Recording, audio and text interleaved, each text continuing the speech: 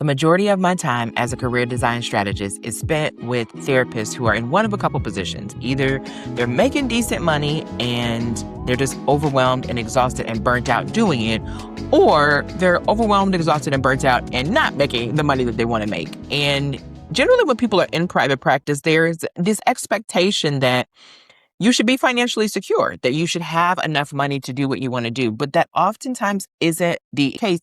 And more times than not, people are looking at the wrong root cause of those things. Now, yes, the economy is what the economy is.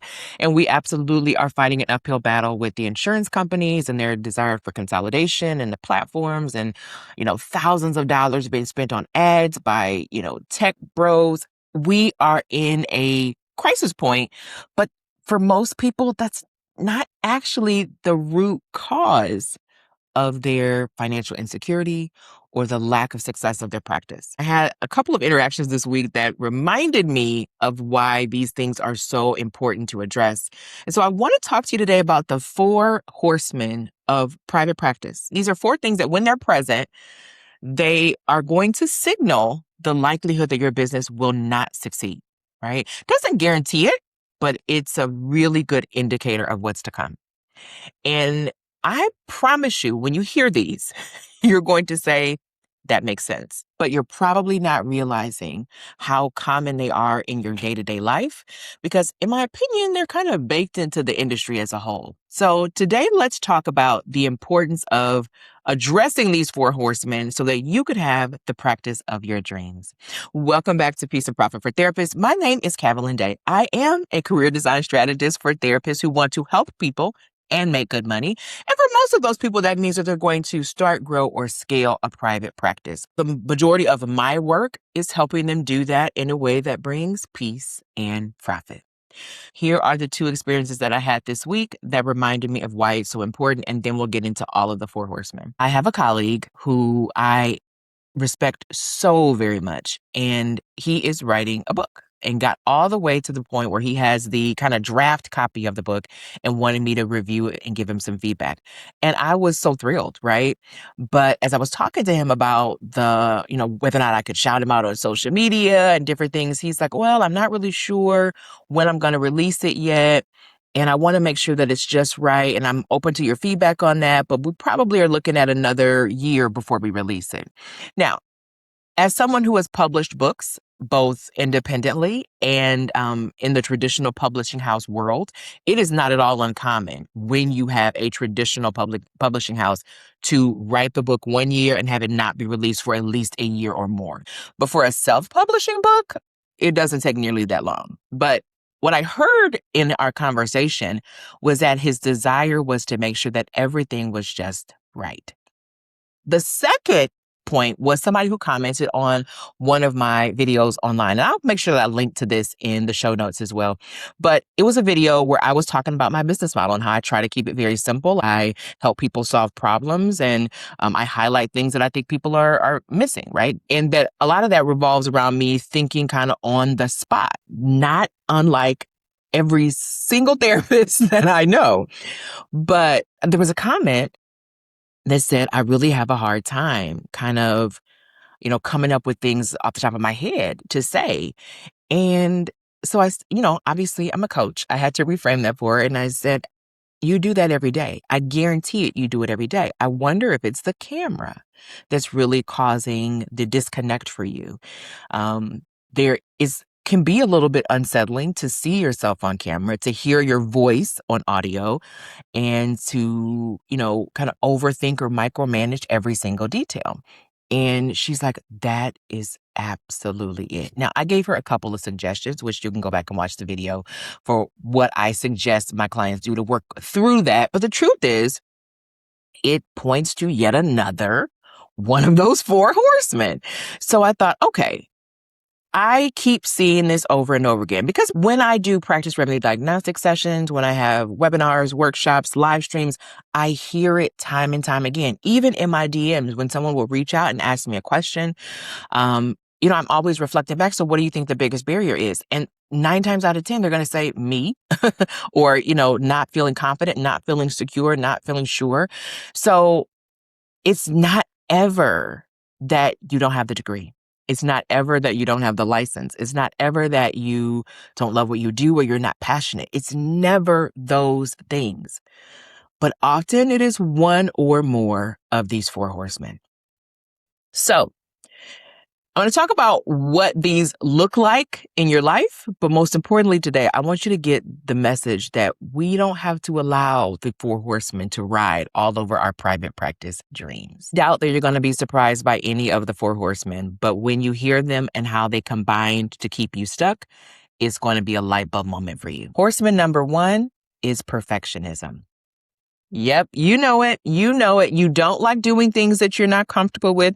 You don't like doing things that you're not good at. You want everything to be just so. Those are not necessarily bad traits, but in the world of business, the only thing that going for 100% perfection will give you is 100% guarantee that you won't get it done. Let me give you an example of what this looks like in real life. You had this idea for an e-course. You were so excited about it. You started drafting it immediately. You maybe recorded a few videos. You created a couple of PowerPoints. You get up to the place where you got 8 or 10 modules done. And then life starts to life. You decide it needs one more review before you put it out into the world. And that's the weekend that your kid comes down with the strep throat. So it doesn't get that review. And you keep pushing it off because you're not willing to put it out until it's just so. Let me tell you what I tend to do. I actually often pre-sell, sell before I have even created the thing because I want to see whether or not there's even interest in something before I put it out. I trust myself to be able to hear what people actually want and need and put it together into a really good package. I trust myself to, if necessary, add a revision or a bonus that amplifies the impact of what I'm offering. I don't believe that there's a such thing as perfection when it comes to being in business. We do the best that we can and we trust ourselves to make it better as we go. So for those of you who are letting perfection stop you from launching a course, sharing your website, that is a classic one, You put up a website, it's basic, but it's got the fundamentals on it. You decide before you share it with anyone, you've got to have it reviewed or revised by, a professional graphic designer, but you don't have the money to have that done. So it becomes a self-fulfilling prophecy. You can't get anyone to look at your website because you're not sharing it. And because you're not doing that, you don't have enough revenue coming in to pay someone to improve it. At a certain point, you got to put it out there, even if it's a little bit clunky, and hope that your heart comes through your messaging or your images or your structure and actually get it done. Now, occasionally, I will also recommend that people who struggle with perfection, hire someone, spend the money to actually invest and hire someone to do that. And sometimes that requires a little bit of an investment or, even moving money from one place to another or sometimes a business loan. But the truth is you've got to ask yourself, what is perfection actually costing you if you won't share your website because it's not perfect? But you can't get clients because you won't share your website. Perfection is super expensive. So my recommendation, do it messy. Do it imperfect. Do it with the understanding that you can always make round 2, round 3, round 4 even better than the first. And what I like to do when I have a course or a workshop or an event or anything like that, that I come out and I think like, hey, I feel like there needs to be a little something else with this, or I want to add a little bit more to it. I always will just throw in a bonus, right? Like people are never going to be disappointed because you gave them more than you promised. But while you're waiting for everything to line up perfectly, you are missing the opportunity. The other thing I tend to think about is in this space where people have so many choices about where they're going to go for their mental health, you being invisible, you not showing up, you not allowing yourself to be seen, even in your imperfect form, it really sends out a message to them. Kind of subconsciously, right? This is a little bit woo-woo, right? But it kind of sends out a message that perfection is necessary. And most of you don't believe that at all. You just bought into the story that in order for you to be seen as a competent professional, you can't have flaws. And it's just literally not true. Horseman number 2. This is probably going to step on a few toes. It's people pleasing. I know. Let it settle. If you're familiar with the trauma response of fawning, I tend to think of people pleasing as neck and neck, right parallel with it. Because the goal with people pleasing is that you control the way other people see you, what they think about you, and how they feel about you. Simple Practice did some research and they found that 2/3 of therapists, practitioners who reported feeling burnt out said that they were emotionally drained. And 40% of them said that it affected their ability to, really show up in their own lives.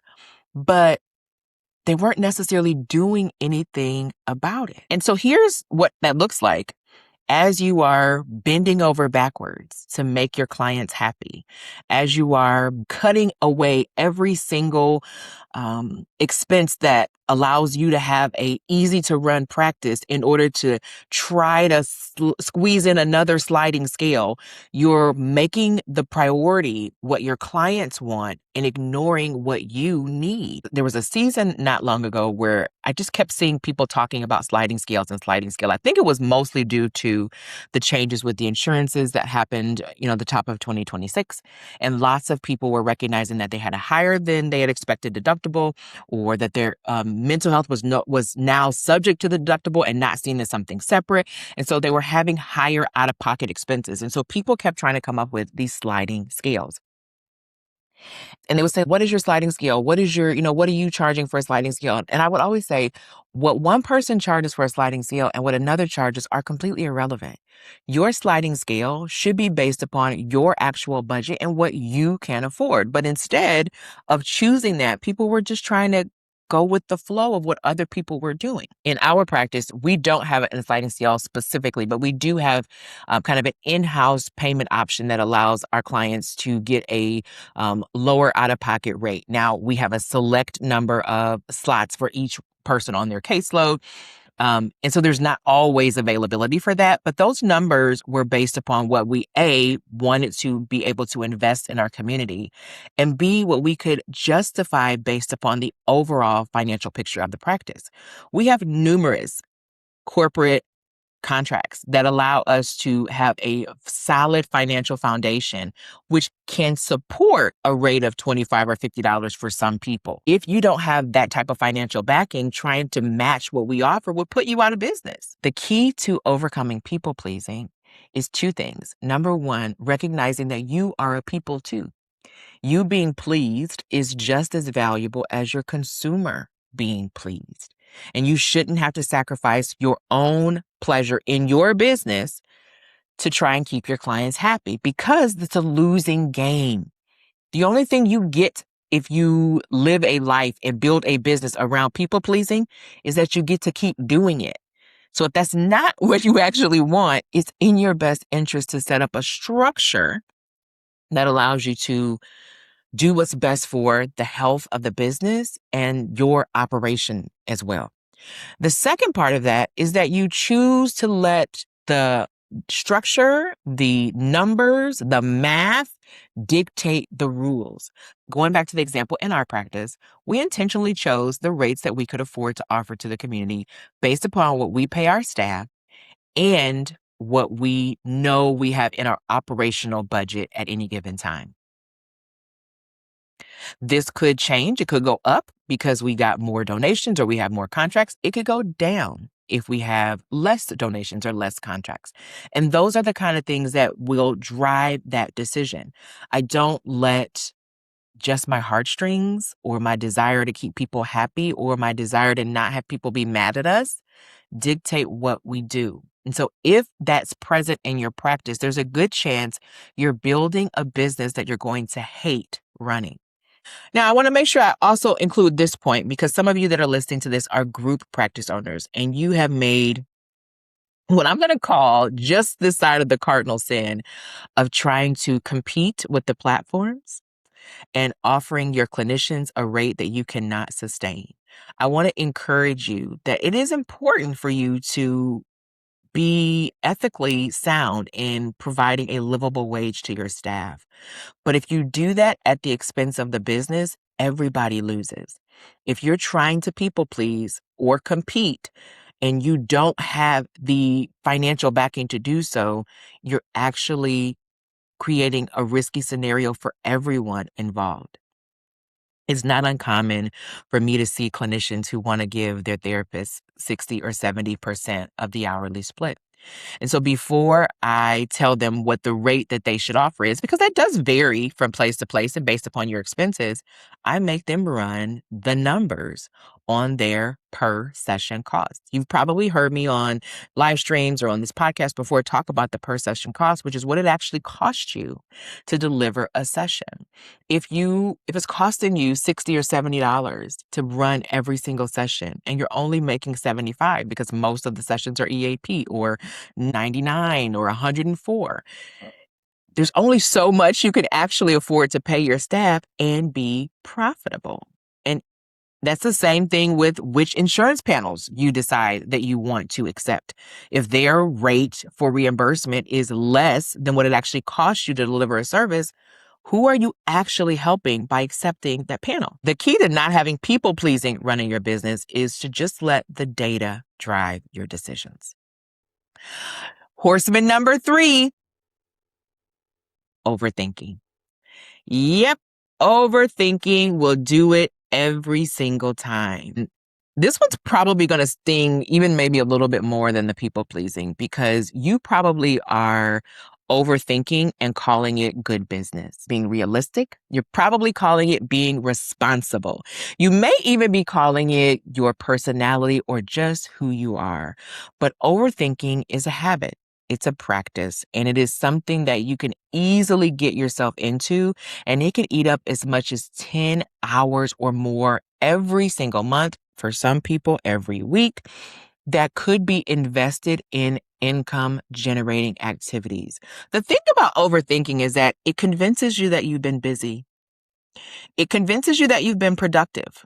It convinces you that you are actually working on your business and your goals. But instead, what you're actually doing is wasting your precious energy and not moving the goal. One of the things that comes up in practice revenue diagnostic sessions pretty often when I'm sitting across from a therapist who is saying like, hey, I have got to get these numbers in order because the math is not mathing anymore, right? They have refused to hand off some of those basic business tasks, maybe something like registration, or they're insisting upon continuing to have free consultation calls, even though they really don't have the capacity to do that and keep up with their existing clients. And the reason they're doing that is because they've thought about every single thing that could go wrong if they do that, if they hand off this task. They've thought about every single place where their VA could miss something, or the slight possibility that someone will make it to their caseload who's not clinically appropriate. But here's what I want you to do. I want you to run the math. I want you to multiply your hourly rate by the number of hours that you are actually spending thinking about problems in your business. And there's a good chance that that number is well over $1,000 a month. And that if you got even your lowest reimbursement rate for that time, or if you spent that time invested in something like a digital product, or maybe securing one corporate contract, that you could 10x the return on the investment of that time. This is one of the reasons why I encourage people to stop trying to DIY your business. I am a fan of free content. You guys know it. I'm constantly putting out free content. I love to create podcasts and videos and so forth, right? I love doing that. So you know that I enjoy doing that. But if you have been consuming free content for the same problem for 3, 4, 6 months, and you don't have a solution, it's time for you to invest in a professional conversation. That's the benefit of having a one-time session with me, is that it's not a long-term commitment and you don't have to continue to pay for it over and over again. You can just decide, hey, I need to have these problems solved in my business, and I'm ready to have somebody who has probably solved this exact problem look at it and give me a solution. If you are spending so much of your time overthinking, there's a couple things that are going to happen. You're either going to get to the crisis point where your business can't overcome that obstacle anymore and you'll be out of business, or you'll be so miserable running the business that you wish it was gone. If you're catching yourself doing that overthinking, I want you to run the math and then make a decision to get the support that you need. And then the last horseman is one that I am seeing more and more right now. Because there's a lot of people in the industry who are very unhappy with either the quality of their life, their financial situation, the way that their business is operating, rules and stipulations that are being placed upon them that all kind of fall under this horseman's umbrella, and that is toleration. We get conditioned from the moment you walk through grad school's door to start expecting things to be hard. And if you're not careful, you will lose sight of the fact that when you become the CEO of your private practice, you have options. You have things that you can change, things that you can adjust, things that you can make the way that you want to make them. And that doesn't mean that it's like, oh, so easy, wave a magic wand. But the second you decide it can be different, you open up the part of your brain that begins to look for that possibility. Sometimes I see therapists tolerating the wrong clients. And what I mean by that is you have a particular passion for service and you're afraid to niche down into doing the work that you most love doing and are most qualified to do. So you tolerate any old referral that comes in because you're afraid that without that, you won't be able to survive. I've also seen therapists who are tolerating work schedules that they don't want, making the justification that this is just the way that it has to be. One of my clients that I enjoyed working with so much, she has worked with children and teens and families who are neurodivergent for years. And one of her concerns was she was tired of working nights and she wanted to get out of that, having to be available all the after school hours. She had tolerated it for years and she got to the place where she says, I'm willing to maybe see different people if I can avoid having to work 3 or 4 nights a week. So we came up with a plan that did allow her to expand who she saw, but didn't make her give up the children that she wanted to work with. And honestly, the way that we positioned her, she ended up making more money because we looked at things like how she could include assessments and embed herself in school districts and in charter schools and in private schools where she could get students during the school day and not have to wait until their parents could take them in the afternoon. And so because she decided she was done tolerating having a work schedule that doesn't work for her, all these different opportunities presented themselves to her.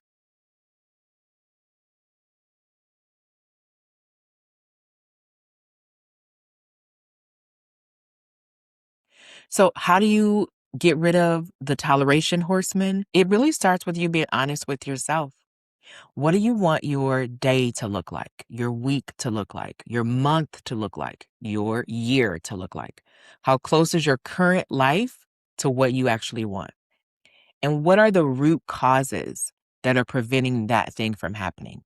Sometimes the trip up is we're not exactly sure what we're tolerating that's directly related. Sometimes the challenge people have is that they know what they don't want, but they're not exactly sure what's causing it. And that's why I created my free practice checkup, because it's going to ask you a handful of questions and tell you what's most likely causing the problem that you're seeing.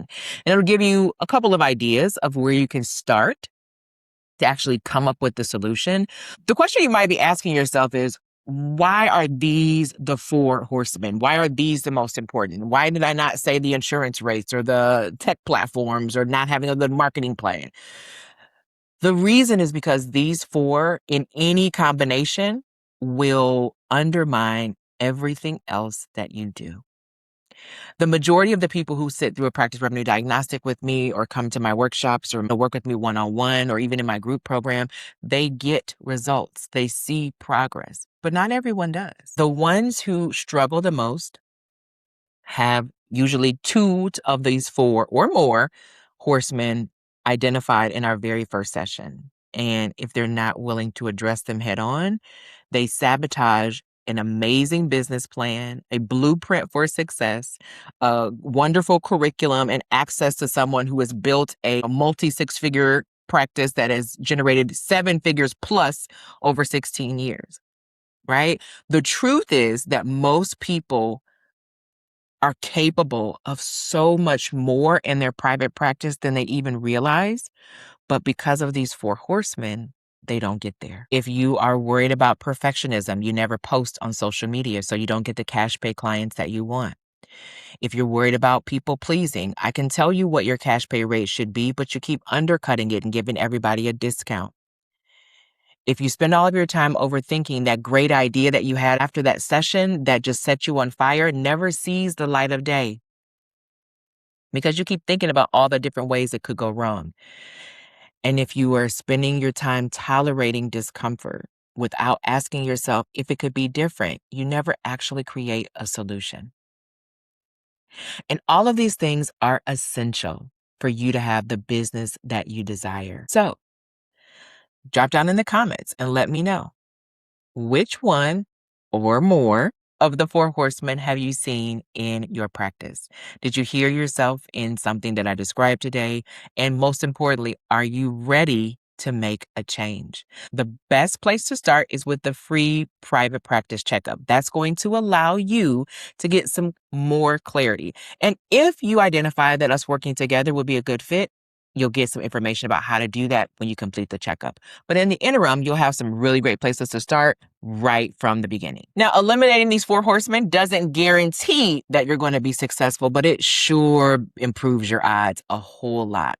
Because when you stop searching for perfection, worrying about people pleasing, overthinking, and tolerating discomfort, and start focusing on building a business that you actually love, you'll realize that you can have peace and profit together because they are not in competition.